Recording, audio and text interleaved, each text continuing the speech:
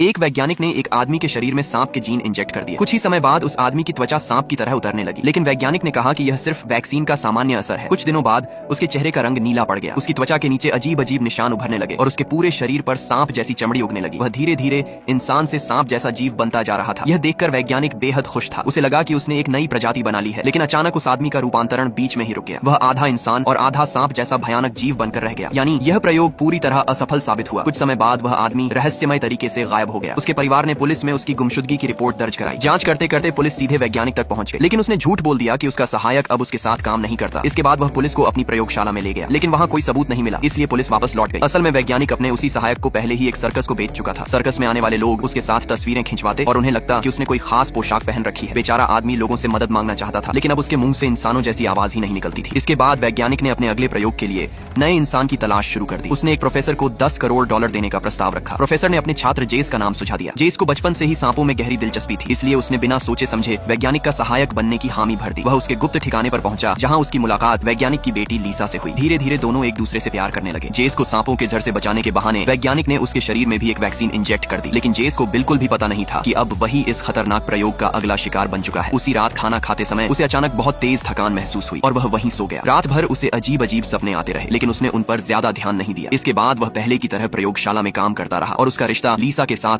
और गहरा होता गया। यह देखकर वैज्ञानिक अंदर ही अंदर बहुत खुश था। एक दिन जेस और लीसा घूमते घूमते उसी सर्कस में पहुंच गए। वहां उन्होंने आधे इंसान और आधे सांप जैसे उस रहस्यमयी जीव को देखा। लीसा को लगा कि वह सिर्फ किसी कलाकार की पोशाक है। उसे बिल्कुल भी अंदाजा नहीं था कि वह उसके पिता का पुराना सहायक था। जब वैज्ञानिक को पता चला कि दोनों सर्कस गए थे, तो उसने उन्हें दोबारा वहां जाने से सख्त मना कर दिया। उसका यह अजीब व्यवहार देखकर लीसा को शक होने लगा। कुछ समय बाद लीसा ने एक अफवाह सुनी कि सर्कस में मौजूद सांप जैसा इंसान सचमुच असली है। वह तुरंत सर्कस पहुंच गई, लेकिन तब तक शो खत्म हो चुका था। सर्कस के मालिक ने उससे अगले दिन आने को कहा, लेकिन लीसा इंतजार नहीं कर सकी। वह चुपके से सर्कस के अंदर घुस गई। जैसे ही वहां की लाइट जली, उसके सामने मौजूद भयानक जीव को देखकर उसके कदम डर से पीछे हट गए। वह कोई और नहीं बल्कि उसके पिता का वही पुराना सहायक था। उसी पल लीसा को एहसास हुआ कि उसका बॉयफ्रेंड जेस भी अब उसके पिता का नया सहायक बन चुका है और शायद उसके साथ भी वही होने वाला है। वह पूरी रफ्तार से घर की ओर भागी, लेकिन तब तक बहुत देर हो चुकी थी। वैज्ञानिक का नया प्रयोग इस बार पूरी तरह सफल हो गया था। जेस अब पूरी तरह एक विशाल सांप में बदल चुका था। जब लीसा वहां पहुंची तो वैज्ञानिक पहले ही मर चुका था। कुछ ही देर में पुलिस भी प्रयोगशाला पहुंच गई और पूरे इलाके की तलाशी ली, लेकिन जेस का कहीं कोई निशान नहीं।